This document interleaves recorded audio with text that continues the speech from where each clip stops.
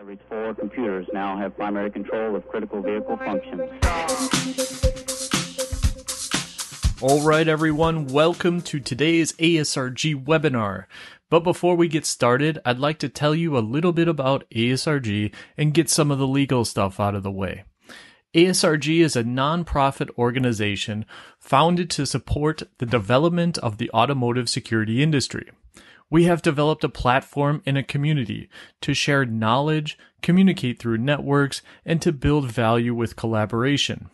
This is a community for you, built by you, with the goal to protect our friends and family when using automotive products. If you want to learn more about ASRG or get more involved, please visit our website at www.asrg.io or send us an email at hello@asrg.io.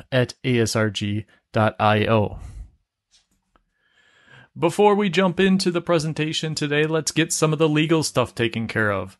The views and opinions expressed in this webinar are the views of those that have made them. They do not represent views or opinions of ASRG and are to be considered as informational. The use of this information is to be used by the individual and or organization at their own risk. Hello everyone. My name is AJ Khan and I am the Chief Executive Officer of VCIRT. VCIRT is focused on providing end-to-end cybersecurity solutions for connected and autonomous vehicles. We provide solutions both for the automotive manufacturer and for the owner-operator of CAV fleets. And that is what I will talk to you about today. Basically, CAV Fleet Operations Cyber Management. But first, a little bit about myself. I have got 20 plus years of experience in cybersecurity and associated fields. I am heavily focused on cybersecurity innovation, and I have developed a framework with another colleague called the Cyber Innovation Leadership Framework, which is focused on enabling cybersecurity innovation. And here I'm not just talking about automotive, I'm talking about cyber innovation in general. I've been involved in automotive cybersecurity since 2017. I became co-chair of APMA Cybersecurity Committee in January of 2019. APMA is basically the Automotive Parts Manufacturing Association of Canada, and all the automotive parts manufacturers are members of APMA. And I was a co-chair till January of 2021. I also founded VCIRT in June 2020, and now it's almost been 2 years since VCIRT is there. In beginning of 2021, I formed together with another colleague the Global Syndicate for Mobility Cybersecurity, which is a not-for-profit focused on the cybersecurity challenges in all forms of mobility. This includes cybersecurity in connected and autonomous vehicles, but also aerospace, maritime, rail, and even space, and other forms like drones and hyperloop.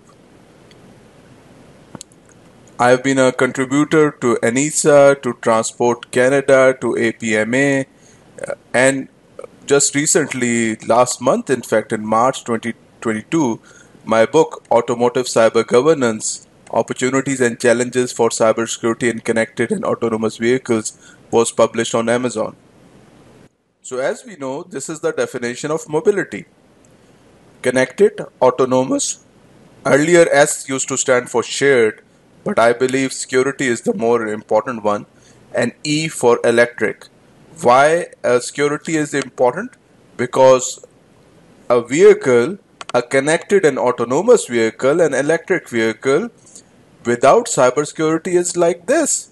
It cannot protect itself, and it is no longer able to drive on the roads. So what do you have to do? You have to inbuild cybersecurity into the vehicle, and it should become like this. If it has cybersecurity, it can defend itself and it can fly on the roads.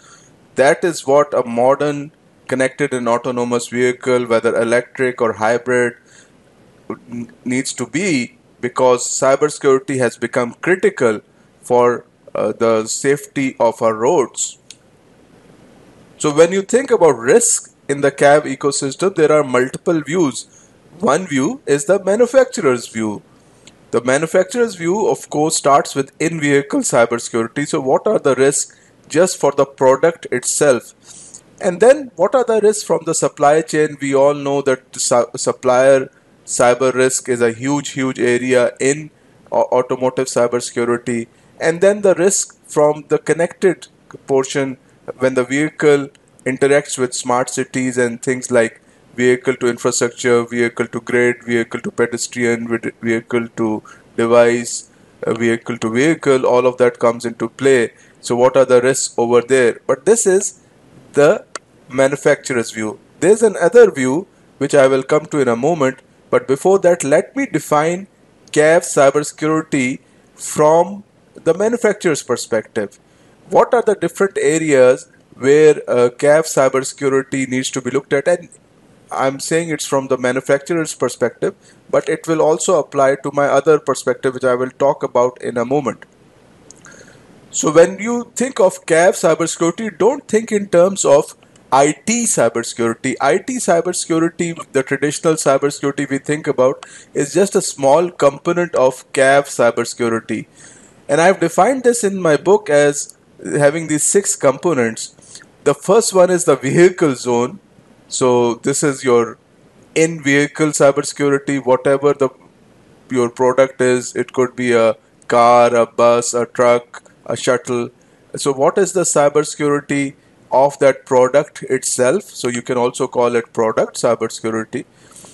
The other is enterprise zone cybersecurity. So enterprise zone cybersecurity is basically your IT cybersecurity, your traditional IT cybersecurity, which applies in the office environment of the whole OEM. It could be your traditional databases, your applications, your back-end office setup. And then you have your production zone cybersecurity. The production zone cybersecurity is basically your OT cybersecurity or your manufacturing cybersecurity. That is another very important area of cybersecurity.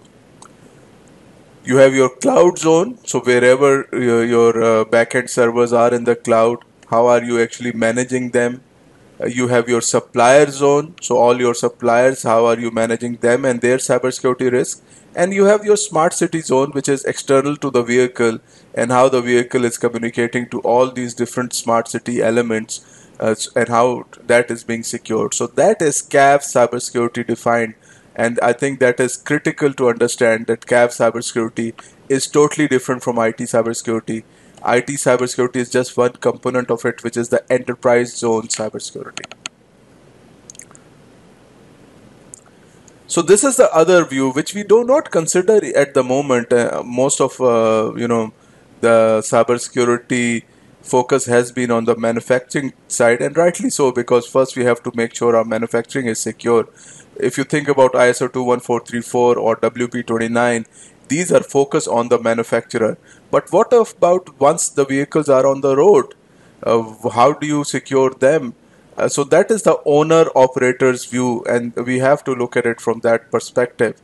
So owner-operator's view, of course, needs to have all the cybersecurity in place, which the manufacturer actually looks at. So in-vehicle cybersecurity, automotive supply chain, OEM cyber risk. But OEM cyber risk actually is something which is one component of owner-operator cyber risk. When the owner-operator looks at the vehicle, the owner-operator looks at the vehicle as a black box. Whatever is inside the vehicle, the manufacturer is responsible for it. But at the same time, the owner-operator needs to look at the cyber risk of these connected vehicles. So think about it. Think of any fleet which has, let's say, 1,000 trucks. Are they just going to rely on the owner-operator to look at the cybersecurity of the CAV vehicles? Or do they have their own responsibilities in order to secure the vehicle? Maybe think of what is the interaction between the owner operator and the V2X interaction. So maybe the owner or operator has gone to a third party and is using a telematic service provider. Maybe the owner operator is looking at apps which are totally unrelated to the manufacturer. So how do you actually look at the owner operator cyber risk? And this is what I'm going to talk to you about today, because the impact of CAV cyber risk on owner operator is huge. First of all, there's a health and safety impact. So the scenario I will give, that if there's a connected and autonomous vehicle operated by a fleet owner, and that vehicle goes and has an accident which is fatal because of, let's say it's a autonomous truck, and that autonomous truck hits a vehicle and people die. It's a health and safety issue, but that accident happened because of a hacking incident. So who is responsible? What is the impact? Well, in the news, the impact which would be there would be that ABC fleet owner actually had this accident and people died. So the reputation risk is being carried by the owner operator. Obviously, there would be business delays there, or in any other case, even if there's not a fatal accident. Let's say there is a denial of service, and let's say there is a denial of service and a cab vehicle is delayed. They have to sort that out. So who has the contractual losses and business delays? Well, who suffers contractual losses because of business delays? It is the owner operator of the CAV fleet. So there are multiple reasons why the owner operator should actually look at the CAV cyber risk and be responsible for it, and ask the manufacturers to make sure that there is no cyber risk. But at some demarcation, the responsibility and the ownership of the cyber risk between the owner operator and the manufacturer has to take place, and that is what I'm talking about today. So we've seen the threats to a CAV. Everyone knows about them. These threats could be OTA updates. My question to you is, who is responsible for OTA updates, testing, and fleet rollout? Is it the OEM or is it the owner operator? So if I have a fleet of 20,000 vehicles, would I rely on the manufacturer to just send an over-the-air update and everything will be okay? Or do I want to test it in my CAV, make sure that it is working properly with all my apps which are installed on the vehicle, the third-party apps, the functioning of the vehicle is there, and then roll it out to all the other vehicles in my fleet? So OTA updates, testing and rollout actually is the owner operator's responsibility. They have to work with the OEM, they have to work with the manufacturer. The manufacturer tells them that there's a new patch which is being rolled out. So they have to test it, and then they have to give approval to send it out to all the other vehicles. That's how over-the-air updates work. So I'm showing this in red, so that means that the owner operator has to have a say in this rollout. What about ransomware? So when we say attack on vehicles, car owners, fleets, again, that's an owner operator responsibility. That's an owner operator cyber risk. So attacks on supply chain, obviously dealer world, maintenance, that is the manufacturer ownership. But attacks on vehicles, if a vehicle has a ransomware, so if a vehicle has a ransomware somehow on it, who is responsible for it? It is the owner operator. This is the only component, the electronic control units, which is in black, and which means that it is the responsibility of the manufacturer. So this is in-vehicle product cybersecurity. The manufacturer is responsible for making sure that all of these ECUs have the necessary cybersecurity in place. What about third-party vehicle apps, and which are going to cloud service providers at the back end? Those are weak links can be used to gather data, can be used as an entry point to the vehicle itself. So coming into the world of the metaverse and the driverless vehicle, there would be so many third-party vehicle apps out there. So what do? Well, you have to make sure that you understand the cyber risk, and again, that is an owner-operator responsibility. Denial of service attacks or distributed denial of service attacks. If that happens and I am an owner-operator, I have a single vehicle or I have 10,000 vehicles. If my vehicles are not available, then what do? So I have to understand the cyber risk of a denial of service attack. Again, this has nothing to do with the manufacturer. Remote hacking, again, if my vehicle is hacked, it is my risk. It is no longer a manufacturer risk, although I have to go and discuss it with the manufacturer, but the ownership of the risk is carried by the owner operator. And what about all of these attacks?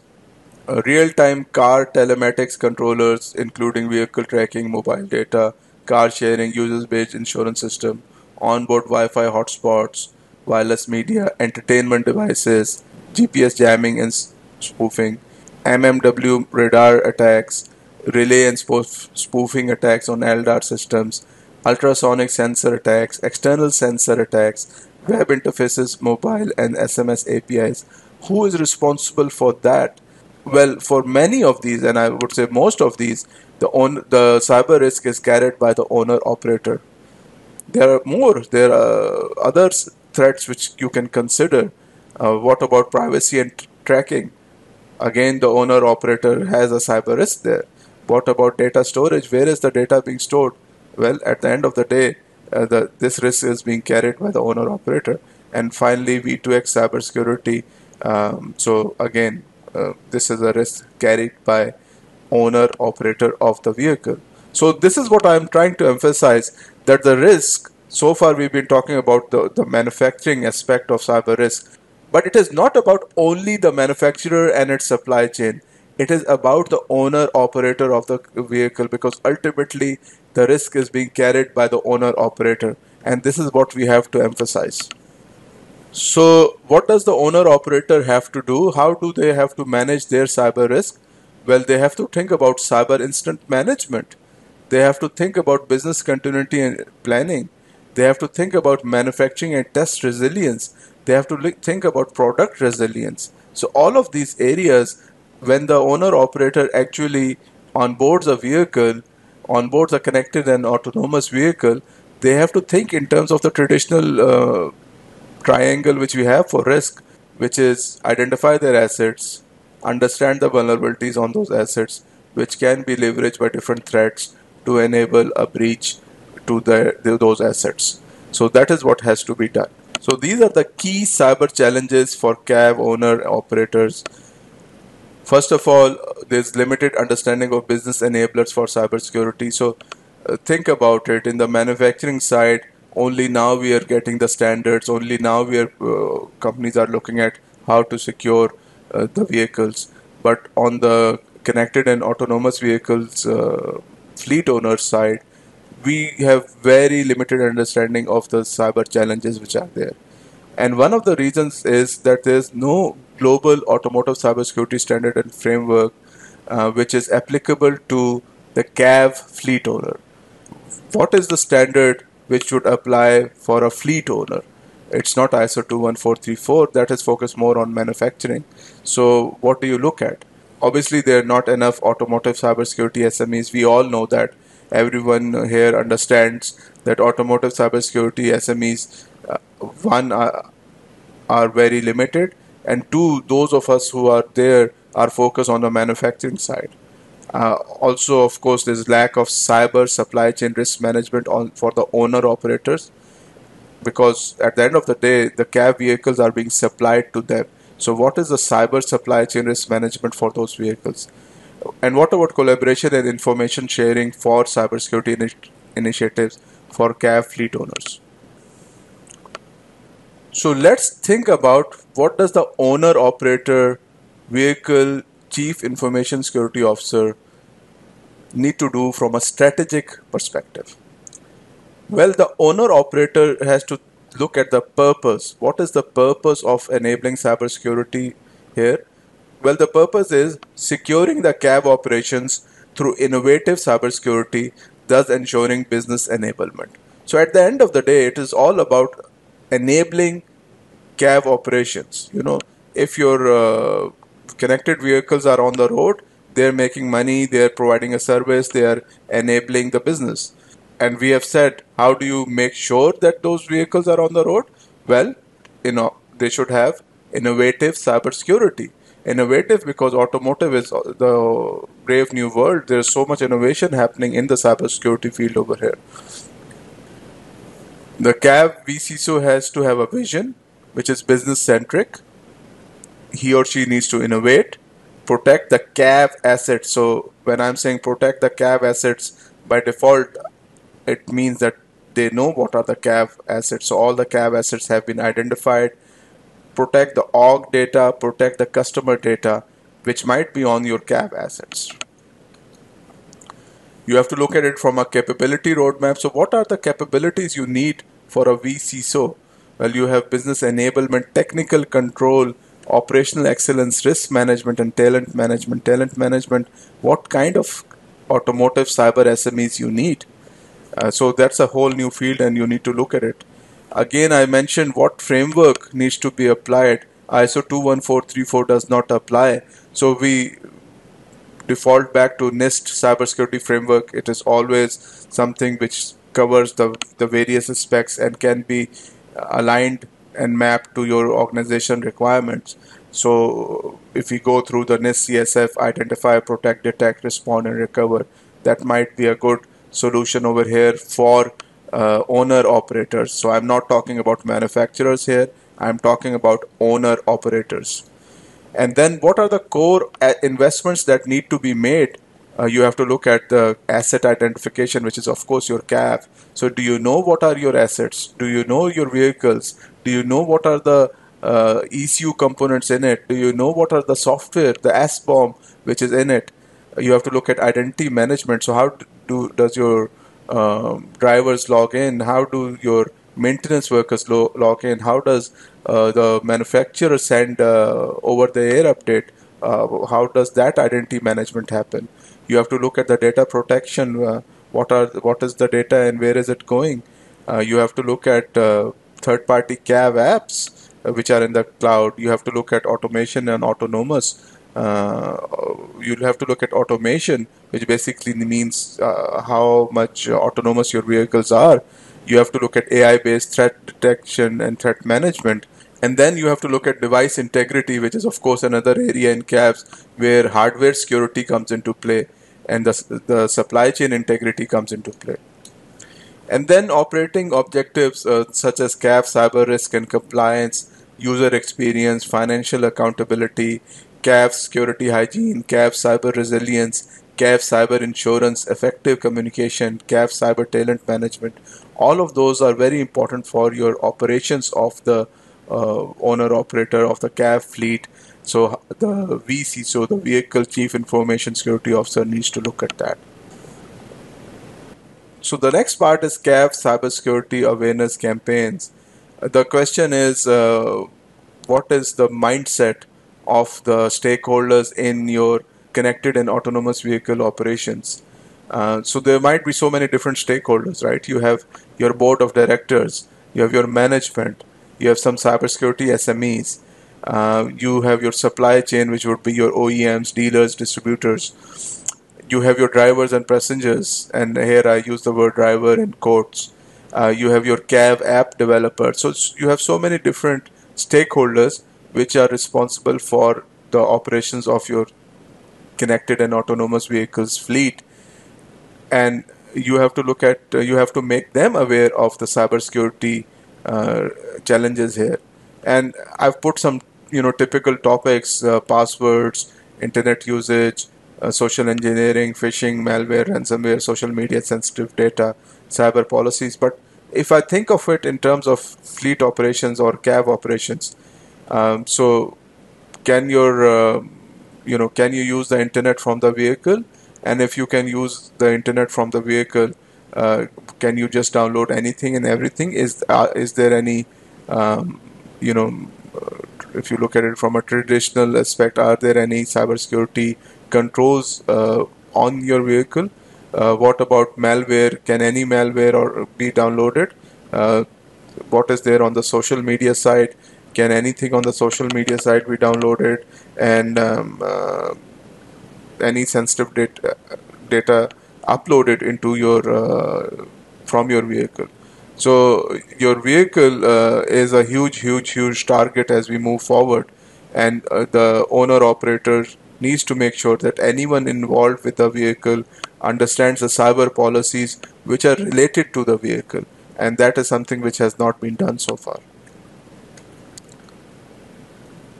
So the CAV Vulnerability Management Program has to be defined, and here are some key stages of that. Again, who is responsible for vulnerability management of the vehicles? Is it the manufacturer or is it the owner operator? Think about your traditional computer world. So if you're a large bank, do you look at vulnerability management yourself and work with the IT technology company who supplies your computers, your operating system, your applications to make sure vulnerability management is in place? Or do you just let the manufacturer of the computer, of the software, upload patches directly? You make sure that you have a vulnerability management program. So the CAV owner operators have to have a vulnerability management program, which means they have to do vulnerability scanning, which means they have to look at asset discovery and inventory, which means they have to do vulnerability detection, and then report and remediation. So you have to understand your CAV vulnerability management program. That is essential for operating a connected and autonomous vehicle fleet. You have to do real-time cyber monitoring, and that is a requirement for WP29 and now R155. It is not something which the manufacturer only has to do. Ultimately, you have to have real-time cyber monitoring, detect and identify cyber risks. So how does that happen? You have to do it through real-time cyber monitoring. And that means you have to think about having a vehicle SOC. So if you are a large enterprise, you have 1,000 connected vehicles, or you might have 20,000 connected vehicles, right? If you maybe you're a government entity, you have so many connected vehicles. So will you have your own vehicle SOC? Will you have one provided by the OEM? Would you have one which is outsourced to a third party? So you have to make those decisions, and vehicle SOCs are not easy to operate. You need very specialized individuals and tools to enable that vehicle SOC, and that is something which is not basically the job, is not basically the expertise of the owner operator. So you can go to the OEM, but the OEM's expertise is actually in manufacturing the vehicle. So does the OEM provide you with the VSOC? Some OEMs might do that, others might not. Do you develop an in-house one, or do you then the last option then is do you outsource it to a VSOC provider? So do you outsource it to a VSOC service provider? So those are the things to consider and understand.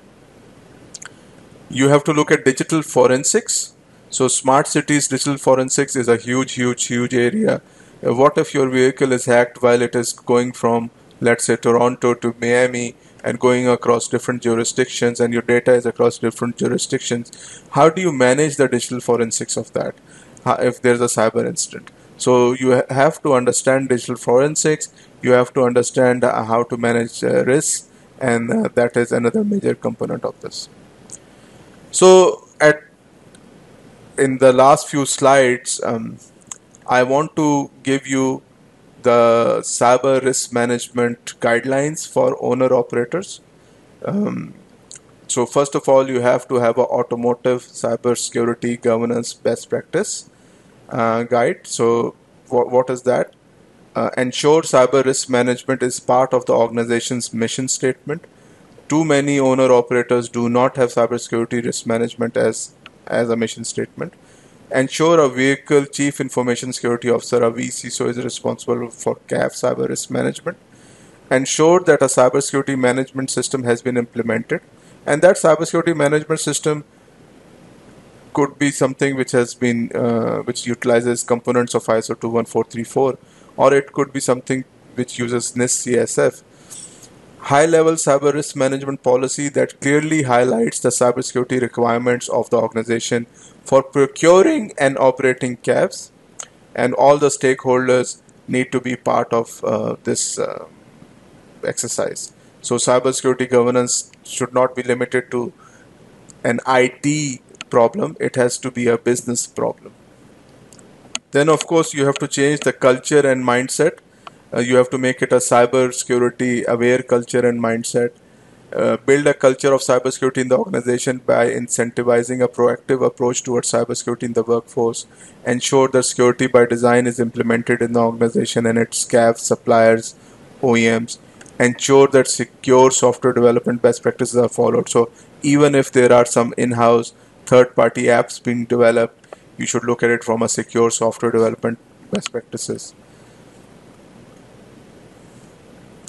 A very important area for the owner-operator is that cyber risk management should be built into the contractual obligations. Any finalized CAV supplier must be onboarded to the organization's cyber supply chain risk management framework. And when I'm saying finalized CAV supplier, so these are actually the OEMs of CAVs, right? So let's say you're the city of Toronto and you want to buy CAVs. So who are your suppliers? It is the OEMs who manufacture CAVs. So from your perspective, they must be onboarded to the organization's cyber supply chain risk management framework. Supplier interface agreements for cybersecurity must be executed with all CAV manufacturers who supply the organization with CAVs. So what happens if cybersecurity challenges come into play? Well, you have to have a supplier interface agreement with your CAV manufacturer. Then you have to look at CAV cybersecurity risk assessment. So you must carry out risk assessments at the time of procurement of new CAVs. Obviously, whenever a new connected and autonomous vehicle is onboarded, is procured by an organization, they have to do a risk assessment of that, and also on periodic basis, because obviously the cyber profile of the connected vehicle changes over time. Minimum set of baseline cybersecurity controls must be defined that any CAV purchased by the organization must meet in order to be operated by the owner-operator. So at the time of procurement, maybe it is part of your RFI or a RFQ, you have to have baseline cybersecurity controls which must be met by the CAV manufacturer. Only then the CAV will be purchased. You have to know from an operations perspective what is the SBOM. So is the fleet organization aware of the software on the CAV?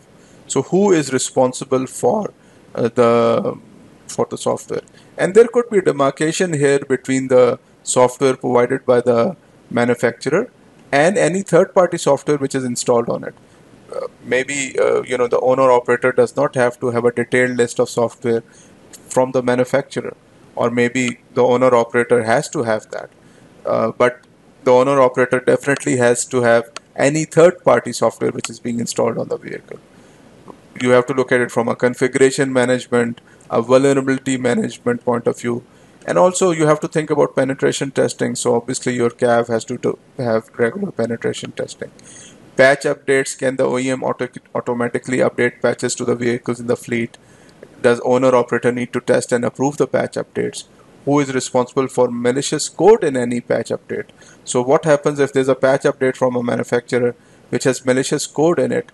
We have seen such examples where the software supply chain has been used to inject malicious code into the end product. So if that happens, who becomes responsible? So that is why the owner-operator has to test and approve the patches before they are implemented on the vehicles themselves. Because once they are implemented on the vehicles, then it's a health and safety issue and a reputation risk for the owner-operator.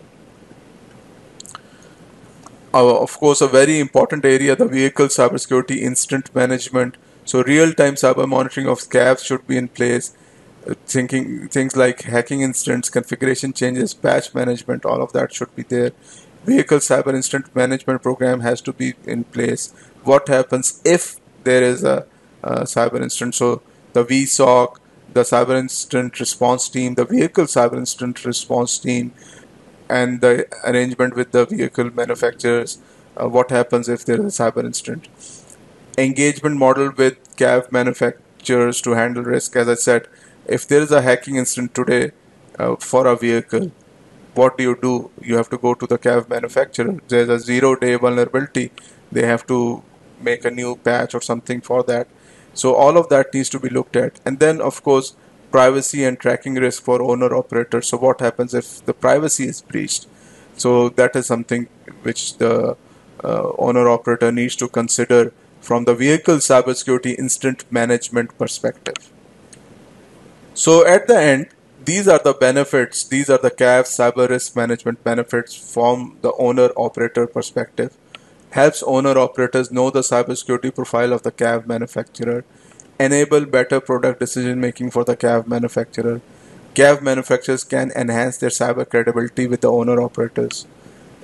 Greater visibility into the strength and weakness of the CAV manufacturer's cyber profile. Increases motivation for the CAV manufacturers to ensure cyber resilience, and helps identify and analyze cybersecurity incidents in CAV fleets. All of these ensure that as we move into the world of connected and autonomous vehicles, our roads are safer, we understand the cyber risks which are there, and we ensure that the owner operator and the manufacturer work together to make these possible, to make these smooth and safe driving conditions possible. And in case there is a cyber issue, they are able to proactively handle that and make sure that the loss from such cyber breaches are minimal. So I hope you understood that the key takeaway here is that we have to look at the CAV cyber risk not only from the manufacturing perspective, but also from the owner operator perspective, because ultimately when the vehicles are on the roads, the key risk is being carried by the owner operator of connected and autonomous vehicles fleets, and we should engage with them to make sure that our roads are safer. Thank you, and obviously if you have any questions, please feel free to email me. I will always be available for any further discussion.